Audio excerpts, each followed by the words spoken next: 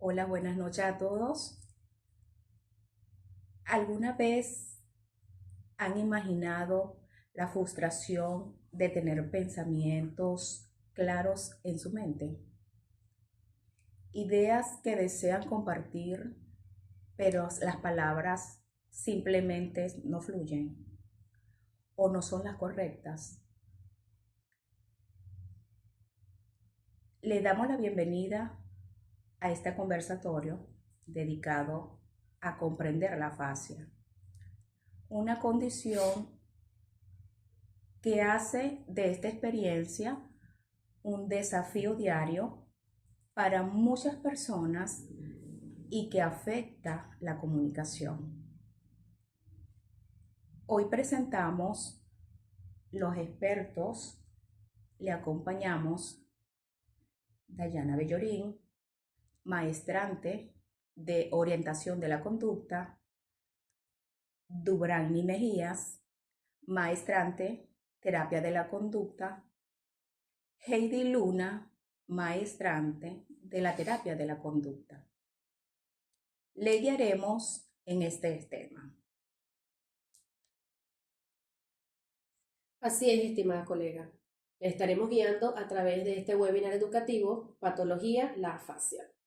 Nuestro objetivo es ofrecer una visión clara y accesible de qué es la afasia, sus implicaciones y cómo impacta la vida de quienes la experimentan.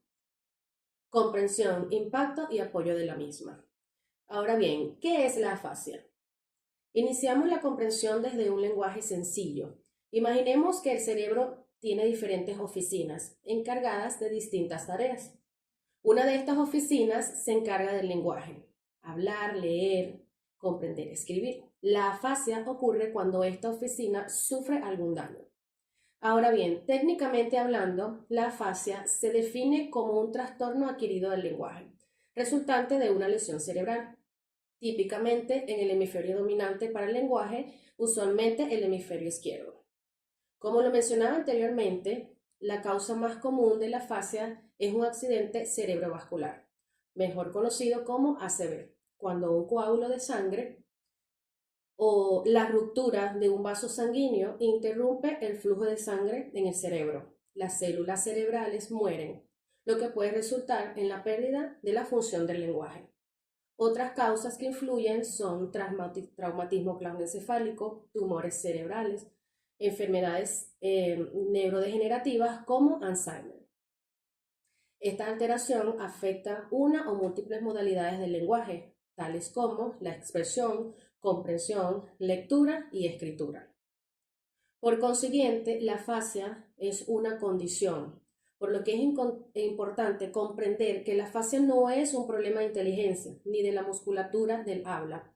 La persona sabe lo que quiere decir, pero tiene dificultad para encontrar las palabras, formar frases o comprender lo que dice.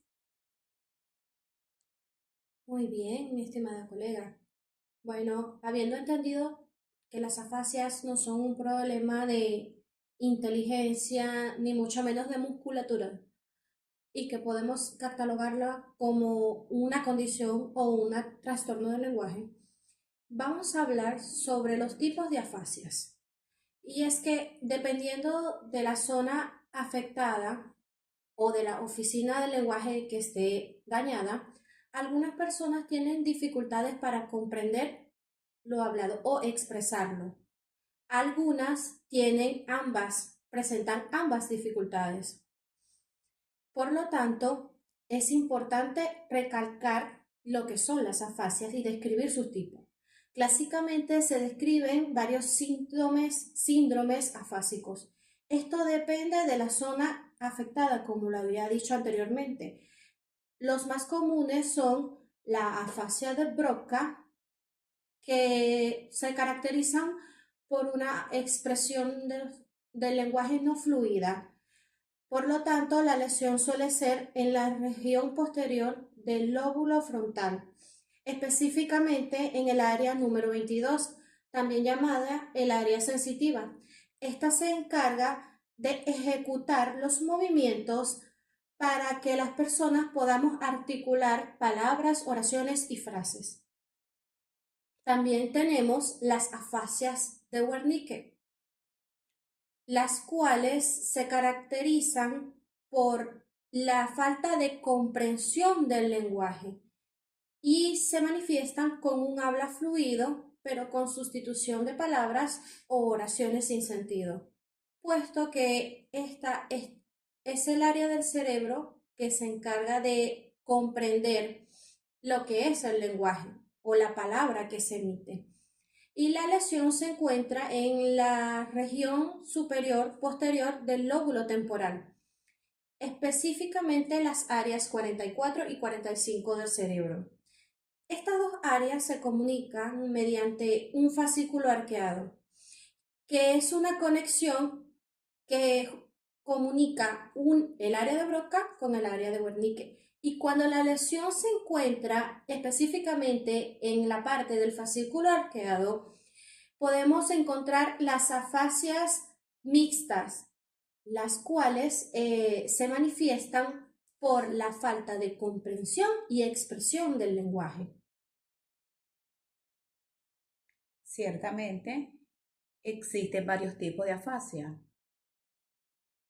Y para dimensionar esta condición, vamos a compartir algunos datos relevantes sobre la prevalencia de la afasia.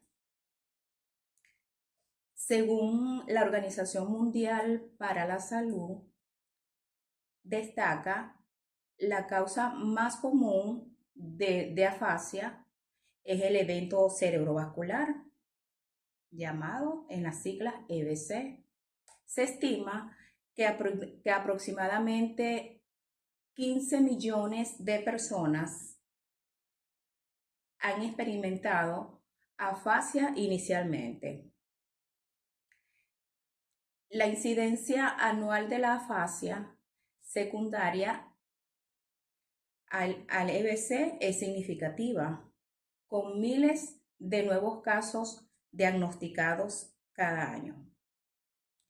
En Venezuela, obtener datos precisos y actualizados sobre la prevalencia de la afasia es un desafío, ya que la mayoría de los estudios o datos que se han hecho en Venezuela son internacionales.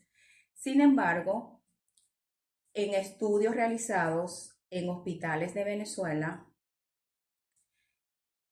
se ha observado un predominio en pacientes con enfermedades cerebrovasculares, por el cual es consistente con reporte a nivel mundial. Podemos formular dos casos prácticos. Ejemplo, consideremos el caso de la paciente Ana. Ana es una paciente de 65 años de edad que sufrió un evento cerebrovascular.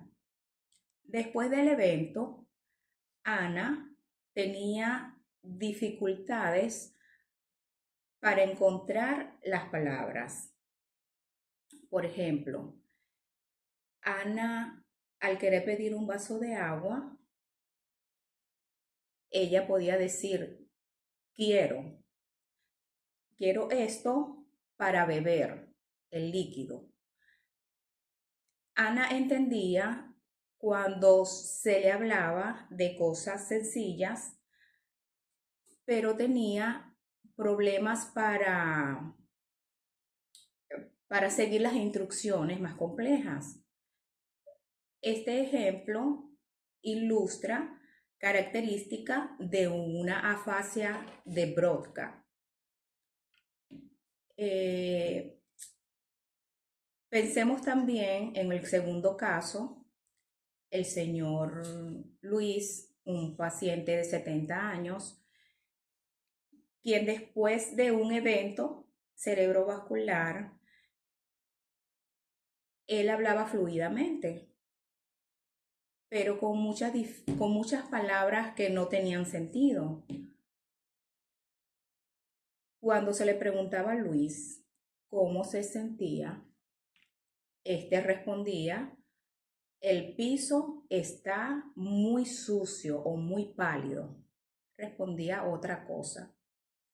Claro, esto lo hacía él siendo inconsciente porque no estaba claro de que sus palabras eran correctas. El señor Luis además tenía muchas dificultades para entender las palabras que se le decían.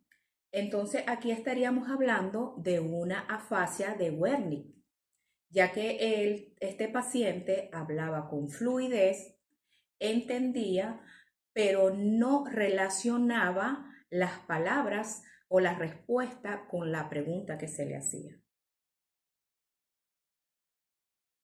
Así es, estimada compañera. Como lo veníamos mencionando, dichas dificultades generan un impacto profundo en la comunicación, por lo que es fundamental la comunicación para todas las actividades diarias. Por ejemplo, participar en conversaciones, leer un correo.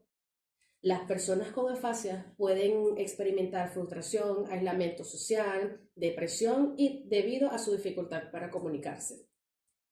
El impacto en la vida cotidiana se puede entender a través de varias dimensiones.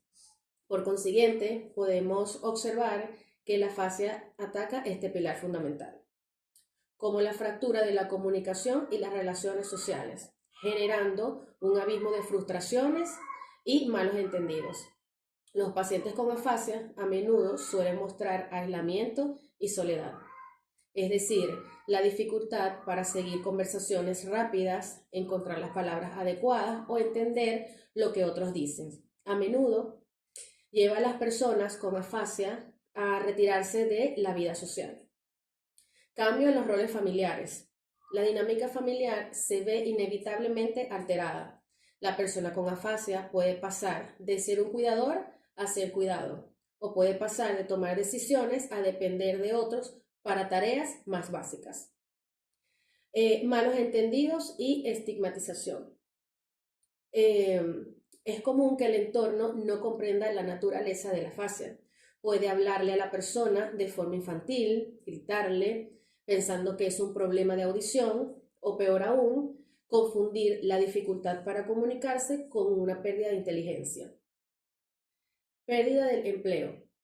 Tareas que antes eran autónomas, como hablar por teléfono, escribir un correo o participar en una reunión o entender al cliente, se vuelven imposibles, lo que conduce en gran mayoría de los casos a la pérdida o incapacidad para continuar en el puesto laboral.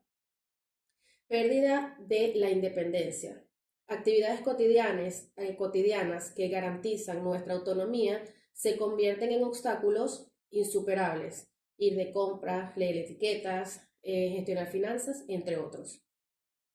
Frustración y rabia. La persona sabe perfectamente lo que quiere decir, pero las palabras no fluyen o salen de forma incorrecta. Esta brecha entre el pensamiento y la expresión rota es una fuente diaria de inmensa frustración y puede derivar en reacciones de ira o llanto. Depresión y ansiedad. La pérdida de la capacidad de comunicarse, sumada al aislamiento social y a la pérdida de independencia, crea un caldo de cultivo perfecto para la depresión y la ansiedad. Pérdida de identidad. La comunicación es intrínseca, o sabemos quiénes somos. Al perderla, muchas personas sienten que han perdido una parte fundamental de sí mismos. En resumen, la vida después de la afasia es un proceso de adaptación constante. Es aprender a navegar en un mundo que no se detiene a esperar, a encontrar nuevas formas de conectar y, por supuesto, a construir un sentido de sí mismo. Es por ello que para las familias también representa un desafío, ya que deben aprender nuevas formas de comunicarse y apoyar a sus seres queridos. Por lo tanto, la rehabilitación a través de la logopedia es crucial para ayudar a las personas con afasia o recuperar habilidades comunicativas y mejorar la calidad de vida. Así es, compañeras. Por lo tanto, ahora vamos a hablar de la el abordaje terapéutico desde el punto de vista cognitivo-conductual. Ya hemos hablado de qué son las afasias y cuáles son sus tipos. Ahora vamos a conversar un poco sobre el tratamiento desde el punto de vista cognitivo-conductual, puesto que estos son recursos valiosos para los pacientes que presentan afasias, que son consideradas patologías del lenguaje. En la terapia cognitivo-conductual aplicada en personas con afasias, podemos aplicar tratamientos como la identificación de los pensamientos negativos. Esta técnica se basa principalmente en reconocer y examinar pensamientos automáticos, a menudo irracionales o distorsionados, que contribuyen a las emociones y comportamientos negativos. Por otra parte, otra técnica que obtenemos en la terapia cognitivo-conductual es la reestructuración cognitiva, cambiando los pensamientos negativos por unos más realistas y que sean positivos, explorando varios escenarios favorables. También podemos encontrar la resolución de problemas. Como ya lo habíamos mencionado, algunas habilidades como solucionar problemas se vuelven desafíos para estas personas.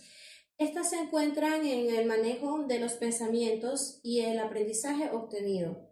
En resumen, la identificación de pensamientos negativos puede ser un proceso clave que permite a los pacientes con afasias explorar sus habilidades cognitivas, de tal modo que puedan tomar conciencia de sus patrones y desarrollar estrategias o habilidades que les permitan a las personas que los están cuidando o al paciente sobrellevar la sintomatología desde el punto de vista de la terapia cognitivo-conductual y emocional. La identificación de los pensamientos en personas con afasias puede ser desafiante debido a las limitaciones que encuentran las personas en su capacidad de comunicarse. Sin embargo, se pueden utilizar estrategias para detectar posibles pensamientos negativos, como observar cambios en los estados de ánimo, patrones de comunicación y comportamiento general. También podemos realizar entrevistas a los familiares, cuidadores y al equipo médico que está involucrado en el tratamiento para obtener información adicional sobre el estado de ánimo y la comunicación de la persona que presenta la patología. Siempre tenemos que tomar en cuenta el enfoque de observación, es decir, los cambios del estado de ánimo y los patrones de la comunicación. El comportamiento general de la persona.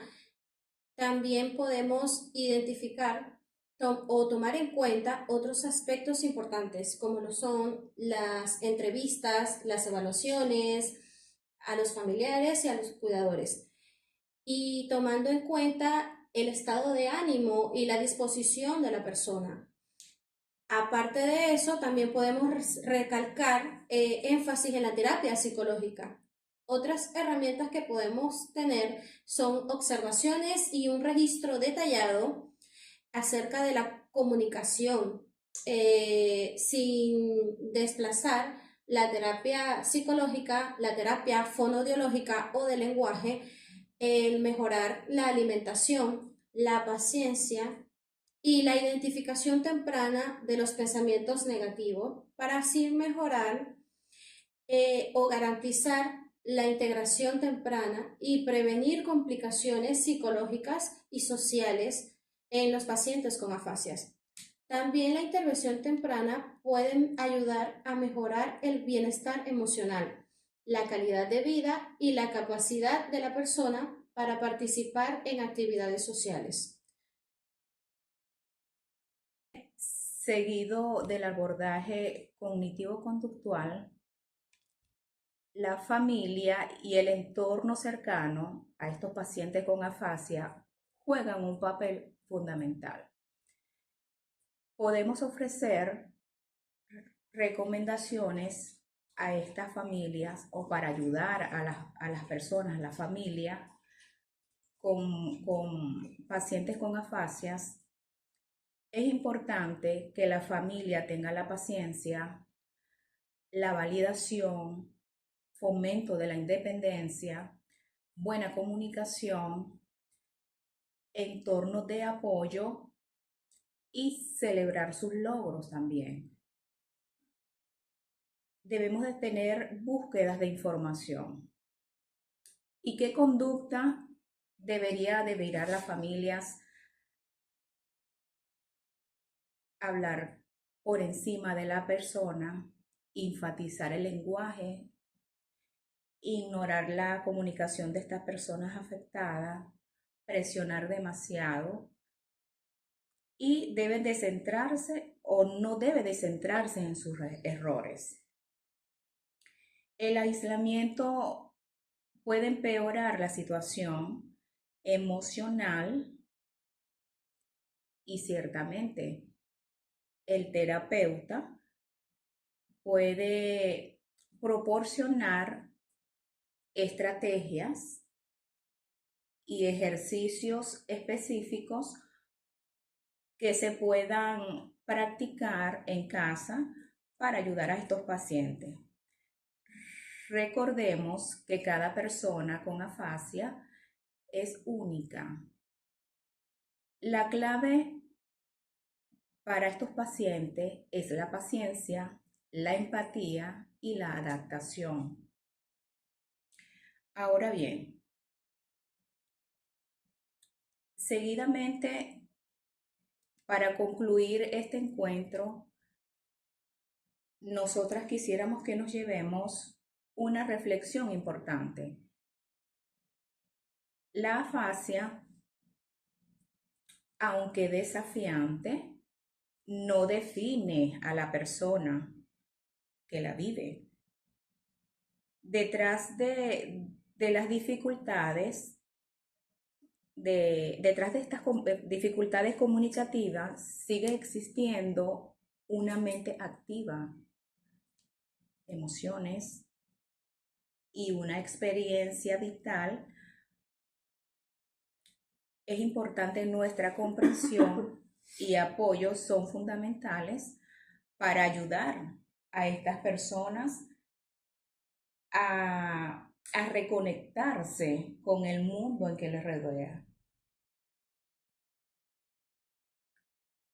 Exactamente. Y de acuerdo con lo que hemos compartido el día de hoy, te invitamos. Si conocen a alguien que esté padeciendo de afasia, le extendemos una cordial invitación a buscar la orientación de profesionales especializados, neurólogos, neuropsicólogos y terapeutas del lenguaje, quienes están capacitados para realizar evaluaciones precisas y diseñar planes de intervención personalizados que puedan marcar una diferencia significativa en la calidad de vida. Por ejemplo, además de la terapia con un logopeda, podemos realizar actividades sencillas en casa para practicar y estimular el lenguaje, tales como juegos de palabras. Jueguen juegos de mesa sencillos que impliquen nombrar objetos como la lotería de imágenes o juegos de categorización. Describir imágenes. Observen fotos familiares o imágenes en revistas y pídele a esa persona que describa lo que ve. Ayúdale con preguntas, guíalo. Repetición. Repetir juntos palabras o frases cortas. Puede ser un buen ejercicio. Leer en voz alta. Textos sencillos, juntos. Es decir, pueden tornarse para decir una frase, cada uno. Y por último, uso de la tecnología. Existen aplicaciones y softwares diseñados específicamente para la rehabilitación de la afasia, que puede ser un complemento excelente a la terapia. Excelente, compañera. Bueno, ya habiendo hablado de todas estas, este tema que ha sido muy interesante, ya hemos llegado al final de nuestro webinar y queremos expresar nuestro más sincero agradecimiento. Gracias a todos y cada uno de ustedes por compartir su valioso tiempo con nosotras, por su interés y su atención. y esperamos que este webinar les haya brindado una mayor comprensión y conciencia también sobre lo que son las afasias, esos trastornos del lenguaje que son muy intrigantes y para nada comprendidos, y les inspire también a ser mejores personas y a ser un apoyo en la comunidad de personas que presentan afasias, que como ya lo hemos dicho muchas veces, es un trastorno del lenguaje específico. Vamos a trabajar mucho para mejorar la calidad de vida de nuestros pacientes. Gracias por todo. Esperemos les haya gustado. Nos vemos en un siguiente episodio. Con esto damos por finalizado nuestro webinar. Le deseamos que tengan unas buenas noches y gracias y nos veremos en una próxima.